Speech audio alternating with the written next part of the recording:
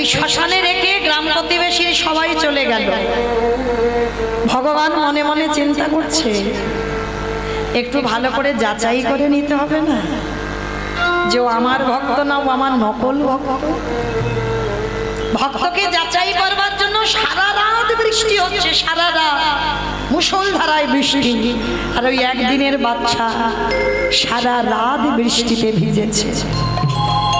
সারা রাত যখন বৃষ্টিতে ভিজেছে, মা গলা থেকে কোনো আওয়াজ বের হচ্ছে না কান্নার, শুধু একটা পাখির বাচ্চার মতো চিঁচি করে আওয়াজ করছে। আর ঠিক ভোরের বেলা এক বুড়ি মা ওই শ্মশানের পাশ দিয়ে যাচ্ছে। যেতে যেতে ওই কান্নাটা শুনতে পেয়ে, আরে মনে হচ্ছে শ্মশানে কেউ কাঁদছে না, কিন্তু এত ভোরের বেলা কে কাঁদে?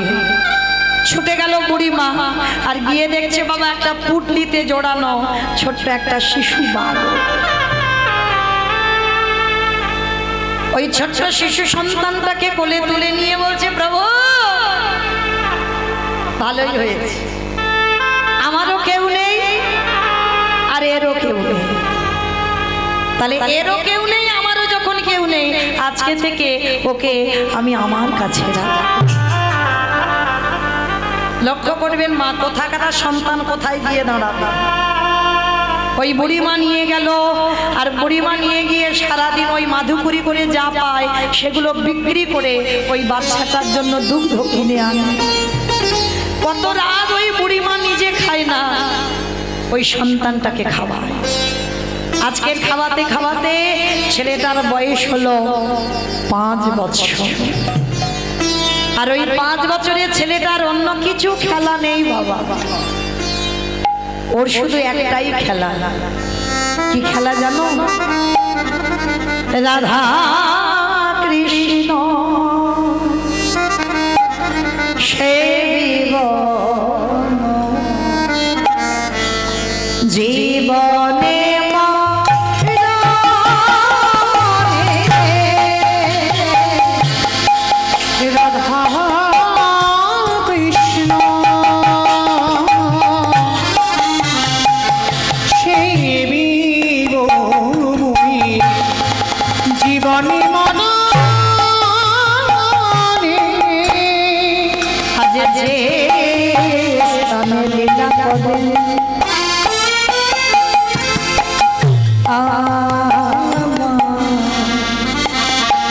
যুগল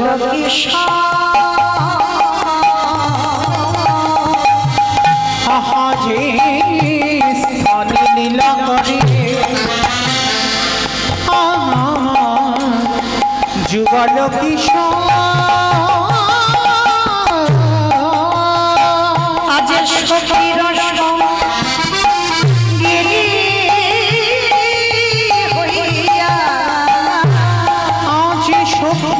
সঙ্গিনী হইয়া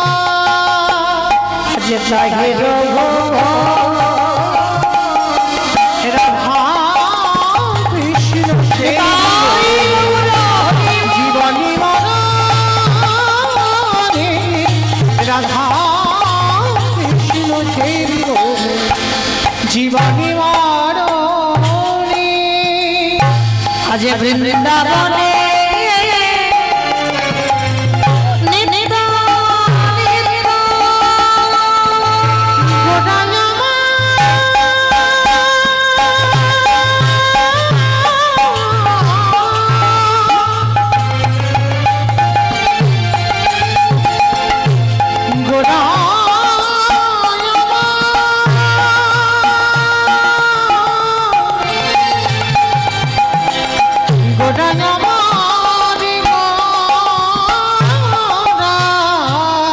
আজ বৃন্দাবনে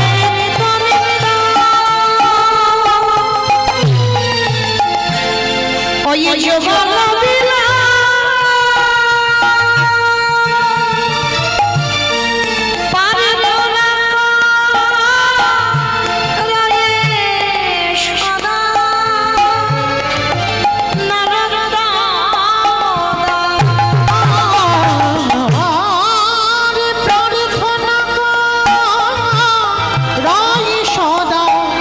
নরদাদা বলি ওই চরণে আমি সবে আমার জীবন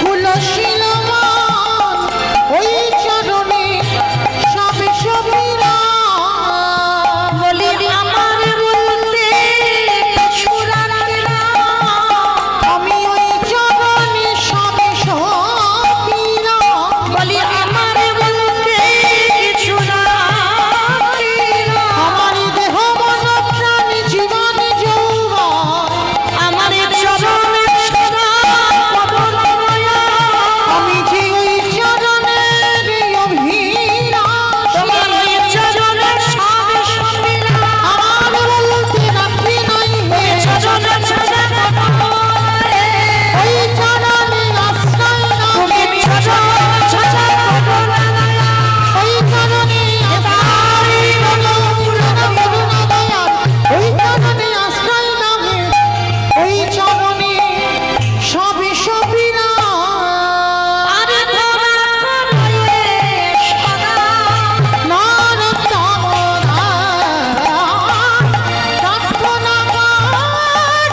সদা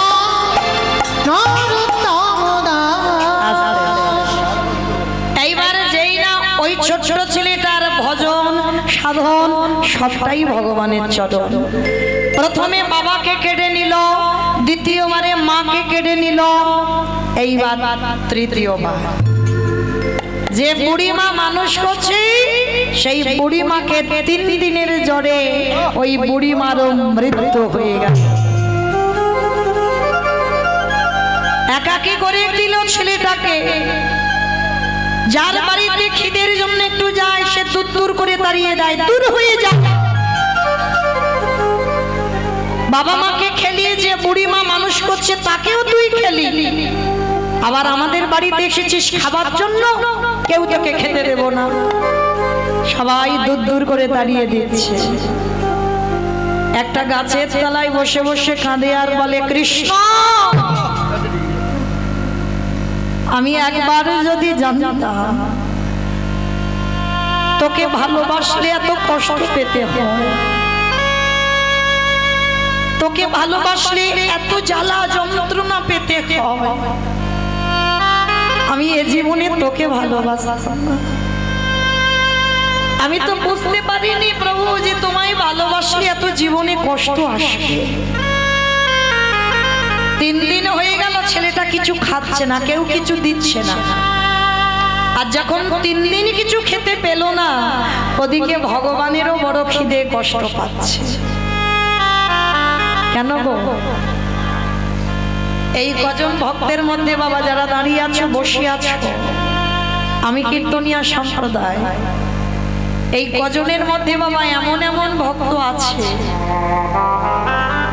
যে সেবা দিলে তবে আমার ভগবানের সেবা হয়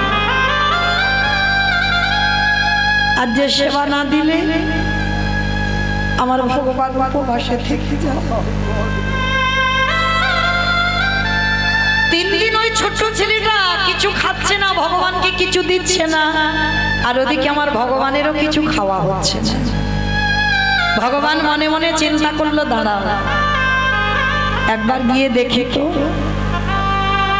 ভক্ত যে বড় কষ্ট পাচ্ছে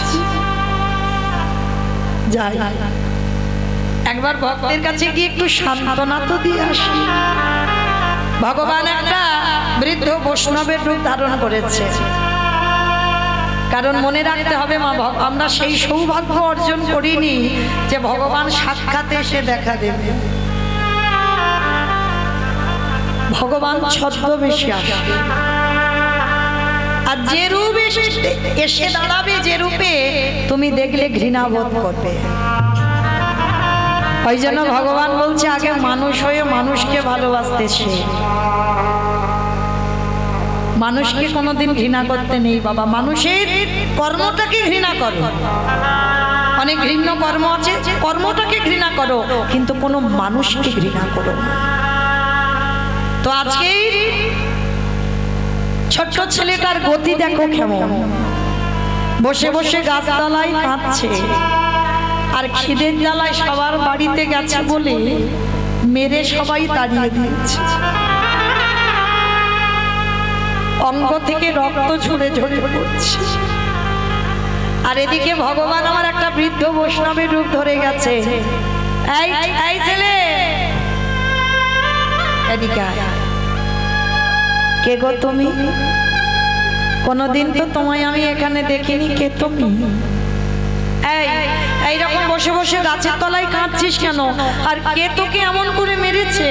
তোর সর্বঙ্গ দিয়ে রক্ত ঝরে ঝরে পড়ছে। তাদেরকে হৃদয়ে মায়া দয়া নেই? তোকে এত মারা মেরেছে। তা যাক, ভগবান বৈষ্ণব সেজে বলছে, এই ছেলে আমায় দুটো খেতে দিবি বাবা? 3 দিন হয়ে গেল ঘুরে বেড়াচ্ছি, কেউ আমায় খেতে দেয়নি, আমায় একটু খেতে দিবি? তাই রে, যার আছে ভগবান তার কাছে যায় না, আর যার কিছু নেই ভগবান তার কাছে গিয়ে হাত পেতে ধরা। কারণ বাবা যার আছে তো সে দেয় না, ভগবান যাবে কি করে? আর যার কিছু নেই সে দেবার জন্য কাঁদে। আজকের এসে দাঁড়িয়েছে ভগবান অতিথি রূপে, দে না বাবা কিছু খেতে। হ্যাঁ গো, তুমি আমার কাছে চাইছো? তুমি জানো তোমাকে দেওয়ার মতো আমার কাছে কি আছে? আমার জন্মের আগে আমার বাবাকে খেয়েছি, জন্ম দিতে গিয়ে আমার মাকেও আমি খেয়ে নিলাম, যে বুড়ি মা মানুষ করলো তাকেও খেয়ে নিলাম। আর যার বাড়িতে যাই সে দূর দূর করে তাড়িয়ে দেয়, বলে আমার লক্ষণ ভালো নয়। আর যার বাড়িতে যাব তার বাড়ি নাকি ধ্বংস হয়ে যাবে। ওই জন্য সবাই মিলে মেরে আমায় বাড়ি থেকে বের করে দিয়েছে। আমি তোমায় কি দেব বলো? আমার কাছে তো কিচ্ছু নেই। ভগবানের চোখে এলো জল। এরকম ভক্ত আছে।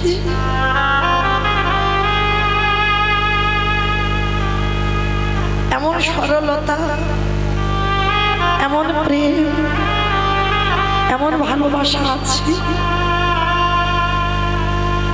এই ছেলে, তা ঠিক আছে, তুইও খেতে পাসনি 3 দিন, আমিও 3 দিন খেতে পাইনি। তাহলে একটা কাজ কর, তোর খাবারের একটা দিশা আমি বলে দিই।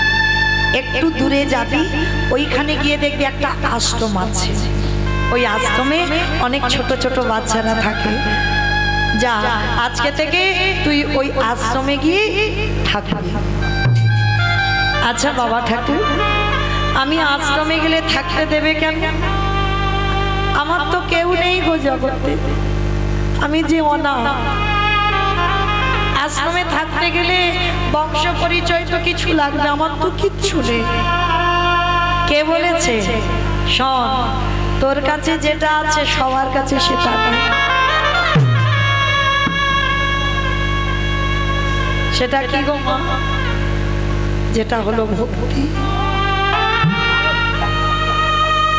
ওইটাই দিয়ে তো ভগবানকে জয় করা যায়। পাণ্ডিত্য দিয়ে পাওয়া যায় না ভগবানকে। পাণ্ডিত্য দিয়ে যদি পাওয়া যেত বাবা, তাহলে নিমাই নবদ্বীপের মাটিতে পণ্ডিত হয়ে সবকিছু ত্যাগ করে সন্ন্যাস হতো না। নিমাই যখন দেখলো আমার মধ্যে পাণ্ডিত্য এসেছে কিন্তু আমার মধ্যে ভক্তি নেই, পাণ্ডিত্য এলেই বাবা হৃদয়ে একটু অহংকারের দানা বাঁধবে।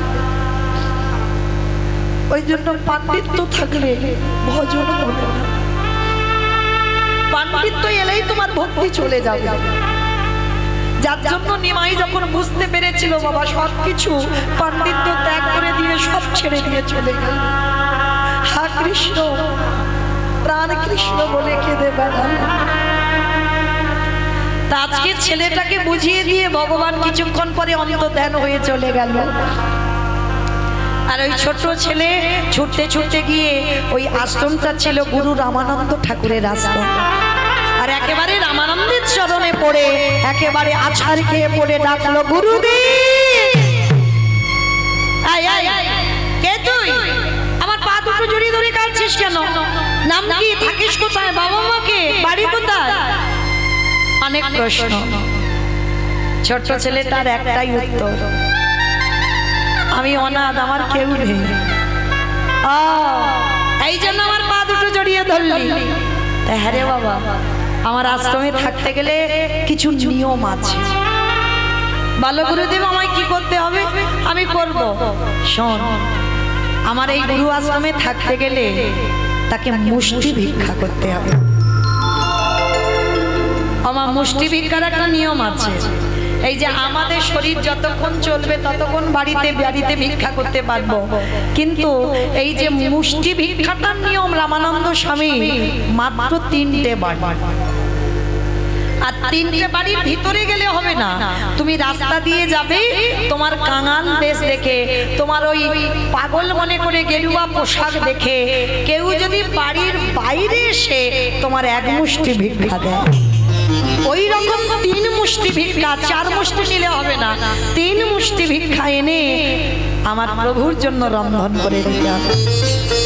কিরে ছেলে, পারবি?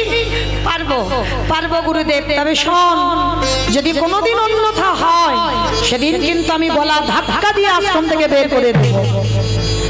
ঠিক আছে গুরুদেব, আমি কথা দিচ্ছি কোনোদিন আমার ভুল হবে না, আমি প্রতিদিন মুষ্টি ভিক্ষা করব। আশ্রয় পেয়ে গেল। আর যেই না গুরুদেবের আশ্রয়ে পেয়ে গেল, ভগবান মনে মনে চিন্তা করলো, প্রথমে ওর বাবাকে কেড়ে নিলাম, দ্বিতীয়বারে ওর মারে কেড়ে নিলাম, তৃতীয়বারে যে বুড়িমা মানুষ করলো তাকেও কেড়ে নিলাম,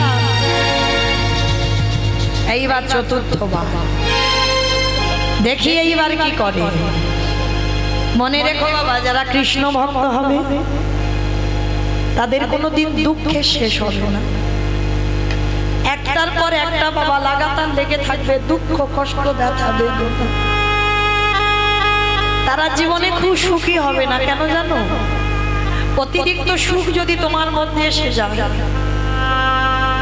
তুমি কৃষ্ণ ভুলে যাও। যত কষ্ট পাবে, যত ব্যথা বেদনা পাবে, তত কৃষ্ণ তোমার কাছে থাকবে। হরি বল, হরি হরি। তো আজকে ছেলেটাকে কিভাবে বাবা কষ্টি পাথরের মতো ঘষে নিচ্ছে দেখো। ছেলেটা প্রতিদিন মুষ্টি ভিক্ষা করে। আর জানো মা, ওই গ্রামে এক জমিদার মার বাড়ি, প্রতিদিন ওই ছেলেটাকে ডাকে। সে মায়ের কোনো সন্তান নেই, কিন্তু একদিনও ছেলেটা যায় না, কারণ আদেশ আছে তো গুরুদেবের, কারোর বাড়ি অযাচিত ভাবে কিছু নেওয়া যাবে না। কিন্তু ভগবান আজকের পরীক্ষার মুখে ফেলেছে। কিরকম? ভগবান ডাক দিল, পবন দে, বরুণ দে, ইন্দ্র দে, যাও তোমরা এমন করে ঝড় বৃষ্টি তুলবে, ওই ঝড় বৃষ্টিতে যেন আমার ভক্ত আর আশ্রম থেকে বেরোতে না পারে। তারপরে দেখো কি হয়। সঙ্গে সঙ্গে বাবা পরিষ্কার আকাশ মেঘাচ্ছন্ন, মুহুর মুহুর বজ্রপাত, ঝড় বৃষ্টি প্রবাহ। রামানন্দ স্বামী ডাক দেয়, এখনো এখানে বসে আছিস? তুই মাধুকুরিতে যাবি না? গুরুদেব, এত ঝড় বৃষ্টি, এই বড় বড় গাছ ভেঙে পড়ে যাচ্ছে, আর এই ঝড় বৃষ্টিতে কে আমায় দেখতে পাবে, কে আমায় মুষ্টি ভিক্ষা দেবে? গুরুদেব আপদার্থ, আমি তোকে বারবার বলেছিলাম গুরু বাক্য লঙ্ঘন করা যাবে না, তোকে রোজ মুষ্টি ভিক্ষা করতে হবে। যাচ্ছি যাচ্ছি গুরুদেব, তুমি বকো না, আমি এক্ষুনি যাব। ওই ঝড় বৃষ্টি বাদল মাথায় নিয়ে ছেলেটা বেরিয়ে পড়ল। আর যখন প্রচুর ঝড় বৃষ্টি হয় মা, কেউ কি বাড়ি থেকে বেরো? সারা গ্রাম ঘুরছে, কেউ এক মুষ্টি ভিক্ষা দিচ্ছে না। ঝড় বৃষ্টিতে তো সবাই বাড়িতে আছে, কে দেবে? হঠাৎ বাবা ওই ছোট্ট ছেলেটার মনে পড়ে গেল গুরুদেব তো ঘরে আশ্রমে আছে, গুরুদেব তো দেখতে পাচ্ছে না, আমি একটা কাজ করি, ওই গুরু ওই যে জমিদার মা প্রতিদিন আমাকে ডাকে সন্তান স্নেহে, আজকের ওই জমিদার বাড়িতে যাব, আর জমিদার বাড়িতে গিয়ে কিছু জিনিস অযাচিত ভাবে আমি চেয়ে আনবো। আর গুরুদেব তো জানে না, উনি কি আর দেখতে পাবে, আর আমি সেটা রন্ধন করে গুরুদেবকে দিয়ে দেব। এটাই ছিল বাবা সব থেকে বড় ভুল। এ ছেলে তো বুঝে উঠতে পারিনি রামানন্দ যোগী পুরুষ, আশ্রমে বসে থাকলে কি হবে বাবা, চোখ দুটো বন্ধ করলে ত্রিনয়নে বাবা সব কিছু দেখতে পেয়ে যাবে। সেইটা ওই ছেলেটা বুঝতে পারলো না, অযাচিত ভাবে জমিদার মার কাছ থেকে অনেক চাল ডাল নিল, আর চাল ডালের পুটলিটা নিয়ে আশ্রমে ফিরে এসে রন্ধন করে যেমন গুরুদেবকে দেয় গুরুদেবকে দিয়েছে, আর গুরুদেব যেমন ভোগ লাগায় আজকে ঠিক সেইভাবে ভোগ লাগাচ্ছে। আসন পেতে দিয়েছে, ডালাটা নিবেদন করেছে, আর নিজেই দুয়ারে বসে ধ্যানাযোগে দেখতে পাচ্ছে যে ভগবান প্রতিনিয়ত আসনে বসে দেখতে পায় রামানন্দ নিজের চোখে যে প্রভু আসনে বসে প্রসাদ পাচ্ছে, কিন্তু আজকে রামানন্দ স্বামী দেখছে ভগবান আসনে বসে প্রসাদ পাচ্ছে। এ কি হলো?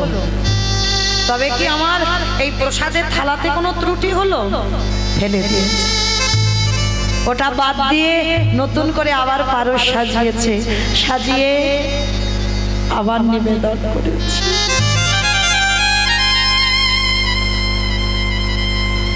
দাদা যোগে দেখছি ভগবান আসনে বসছে। দৈব মানে করলো রামানন্দ, তুমি প্রতিদিন মুষ্টি ভিক্ষা দাও বলে আমি তোমার আশ্রমে প্রসাদ খাবো, কিন্তু আজকে তোমার শিষ্য ঘোর অন্যায় করে ফেলেছে। আজকে তোমার শিষ্য অযাচিত ভাবে লোকের বাড়ি থেকে হাত পেতে চেয়েছে, আর এই লোকের বাড়িতে হাত পেতে চেয়ে যে আমার সেবা দেয়, আমি সে প্রসাদ তো কোনোদিন গ্রহণ করি না। শোনো রামানন্দ, তুমি মুষ্টি ভিক্ষা দাও বলে আমি তোমার আশ্রমে প্রসাদ পাই, আর আজকে থেকে আমি তোমায় বলে রাখলাম আজকের পর থেকে কোনোদিন তোমার এই আশ্রমে আমি প্রসাদ পাবো না, পাবো না, পাবো না। গুরুদেব রাগান্বিত হয়ে ছেলেটাকে ডাক দিয়েছে, এদিকে আয়, আগে শিগগিরই এদিকে আয়, সত্যি করে বল তুই মুষ্টি ভিক্ষায় গিয়েছিলিস? বাবা যারা দেখবে ছোট বাচ্চা তারা মিথ্যা কথাটা আগে বলে না, সত্যিটা আগে বলে ফেলবে, তারপরে মিথ্যা বলবে। যেই না গুরুদেব চেপে ধরেছে, শিষ্য এসে বলছে, গুরুদেব গুরুদেব জানো আজকের এই ঝড় বৃষ্টিতে আমি তো কোথাও যেতে পারিনি, কেউ তো আমায় দেখতে পাইনি, আর জানো গুরুদেব আমি এক জমিদার বাড়িতে গিয়েছিলাম, আর সেই জমিদার মা আমাকে অনেক ভিক্ষা দিয়েছে। জানো গুরুদেব আমাকে আর এক সপ্তাহ ভিক্ষায় যদি না যায় আমাদের আশ্রমে কোনো অসুবিধা হবে না। অপদার্থ, তোর এত বড় স্পর্ধা, তুই গুরু বাক্য লঙ্ঘন করলি। আমি তোকে বলেছিলাম আমার আশ্রমে সেবা দিতে গেলে মুষ্টি ভিক্ষা লাগবে, তুই ভুলে গেলি আমি যোগী পুরুষ, আমি মুষ্টি ভিক্ষা দিয়ে সেবা দিই বলে প্রভু সেবা পাই। আজকে তোর মতো শিষ্যের জন্য আমার ভজন নষ্ট হয়ে গেল, তোর মতো শিষ্যের জন্য আমার প্রভু আর আশ্রমে প্রসাদ পাবে না, বেরিয়ে যা, এক্ষুনি আমার এই আশ্রম থেকে দূর হয়ে যাবে। চরণটা গুরুদেবের জড়িয়ে ধরেছে, গুরুদেব গুরুদেব আমাকে মারো, আমাকে মারতে মারতে তুমি মেরে ফেলে দাও, কিন্তু তুমি চরণ ছাড়া করো না, পাটা ছেড়ে দে, পাটা ছেড়ে দে বলছি, পাটা ছেড়ে দে। মারল সজোরে একটা শিষ্যের পিঠে লাথি।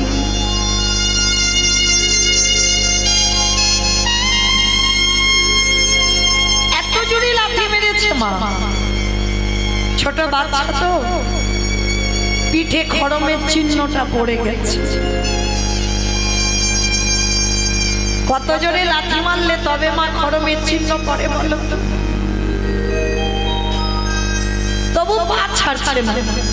গুরুদেব তুমি আমায় মারো, আমায় মারতে মারতে তুমি মেরে ফেলে দাও, এই আশ্রমে আমি প্রাণ হারাবো, কিন্তু তোমার চরণ ছাড়া করো না।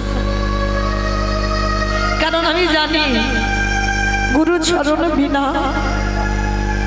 ভজন হবে না। কিন্তু বাবা, কৃষ্ণ রুষ্ট হলে গুরু রাখিতে পারে, গুরু রুষ্ট হলে কৃষ্ণ রাখিতে না। যদি কোনো শিষ্যের উপরে গুরু রুষ্ট হয়ে যায়, তার ভজন সব শেষ। গুরুদেব লাথি মেরেছে, ওটা আশীর্বাদ ভেবে নিয়েছি, পা দুটো জড়িয়ে ধরেছে, আমাকে মেরো না, কিন্তু আমাকে তাড়িয়ে দিও না, যেটা বলবে আমি করবো, কিন্তু তাড়িয়ে দিও না। গুরুদেব তোমার চরণ বিনা আমার কেউ নেই।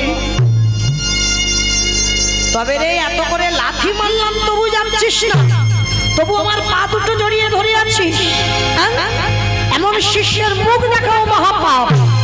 তোর মতো শিষ্যের জন্য আমার ভজন নষ্ট হয়ে গেল। পা যখন এখনো ছাড়ছিস না, আমি এই মুহূর্তে তোকে অভিশাপ দিলাম, গুরু বাক্য অমান্য করার অপরাধে তোকে এর পরের জন্মে যেতে হবে একটা মুচির কুলে।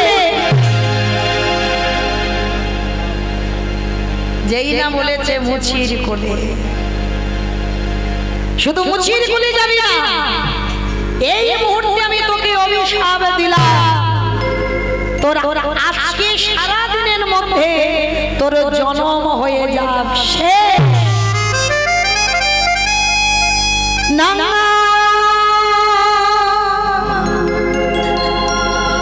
বলো না, আমি আর সইতে পারি না, আমি সইতে পারি না। না বলো না, এই মুহূর্তে তুই বেরিয়ে যাবি দুয়ার থেকে। আমি আজ সহিতে পারি না,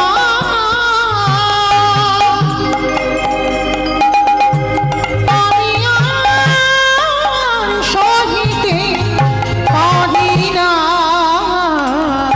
না বলো না। চিরদিন চিরধনে যে তুমি আমারে ছাড়িয়া তুমি যেও না, আমারে ছাড়িয়া তুমি যেও না। চিরবাঞ্ছিত ধন যে তুমি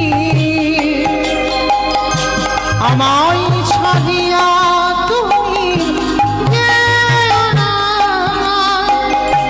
আমায় ছাড়িয়া তুমি যেও না, না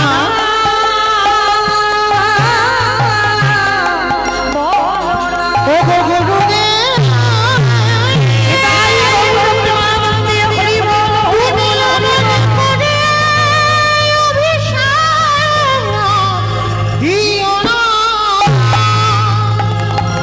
আমি যে শহীদ পারিব না। কি অভিশাপ দিল, শুধু লাথি মারলো না, তোর জন্ম হবে মুচির কুলে। আজকে 24 ঘন্টার মধ্যে তোর জীবন হবে শেষ। এতক্ষণ যে ছেলেটা চরণ ধরে কাঁদছিল, পাটা ছেড়ে দিয়েছে।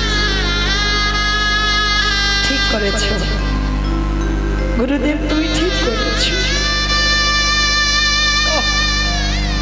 আমার মতো পাপীর কোনো অধিকার নেই তোমার চরণ সেবা করার। গুরুদেব, এই যে তুমি আমায় অভিশাপ দিলে, আমি মুচি খুলে যাব, কিন্তু গুরুদেব তোমার চরণে আমার নিবেদন। আমি রামে জানি না, নারায়ণে জানি না, আমি কৃষ্ণ জানি না, আমি ওই মুচি খুলে গিয়ে যেন আমি গুরু চরণ ভুলে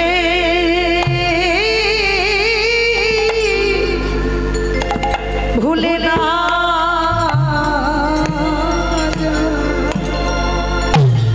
আমি যে ওই চরণে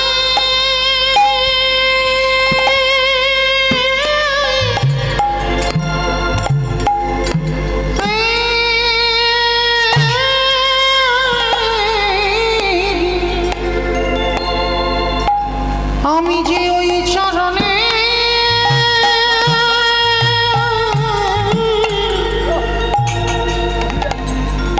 বড়ই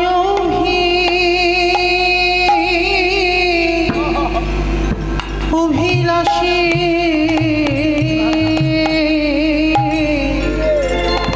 ও গো গুরুদেব,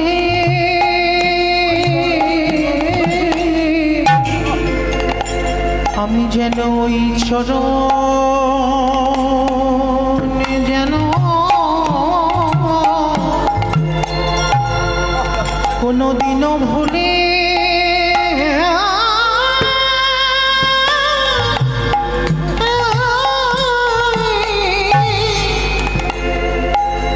ভুলে না যা।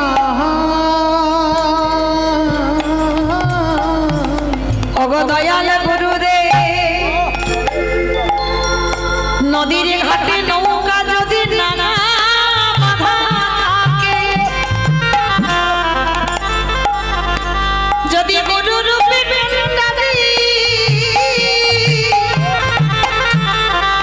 যদি তোমার ওই নৌকা খানা পেয়ে নিয়ে না যায়, তাহলে বলো বলো কলির জি,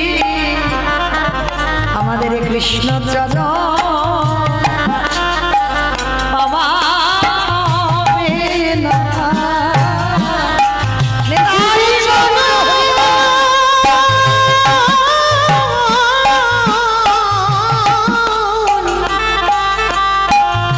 এবারে গুরু চরণ আশ্রয় না করিলে আমাদের কৃষ্ণ চরণ পাওয়া হবে না। আজকে ছেলেটাকে এত কথা বলছে, মারলো, মুচির কোলে জন্ম দিল, বললো আজকেই তোর মৃত্যু হয়ে যাবে, তবু বলছে গুরুদেব আমি উচ্চ কোলে যাই আর নিচে কোলে যাই, আমি যে কোলে যাই না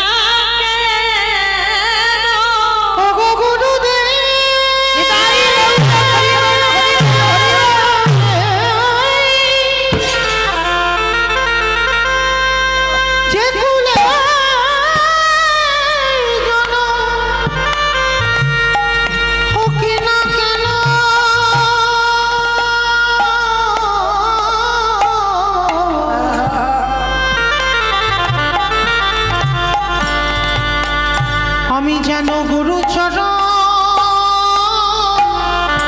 ভুলে না যাই। গুরুদেবের শিষ্যকে ধরে বলল খোকারে,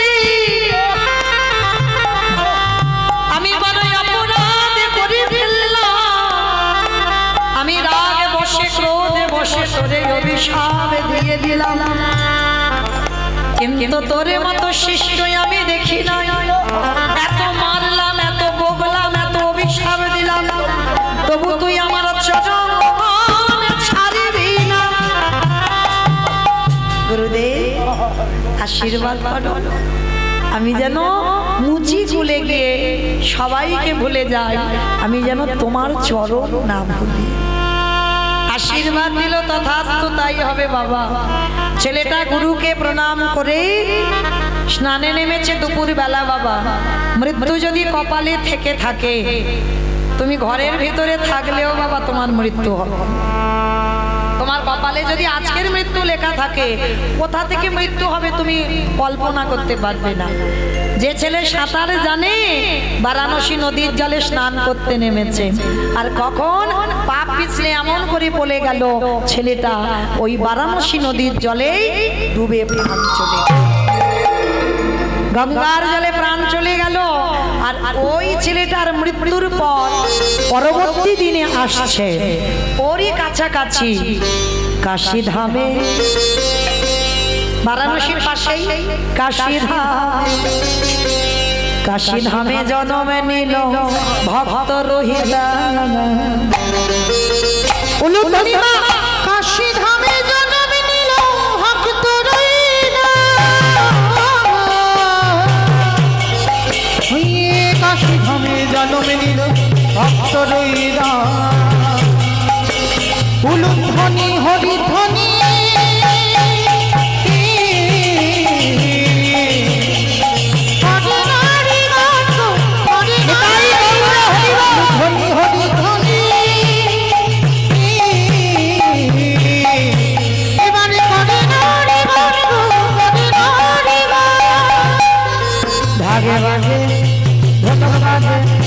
ভাগে বাজে ঢোলক বাজে মা দোলে দিল, ভাগে বাজে ঢোলক বাজে মা দোলে দিল।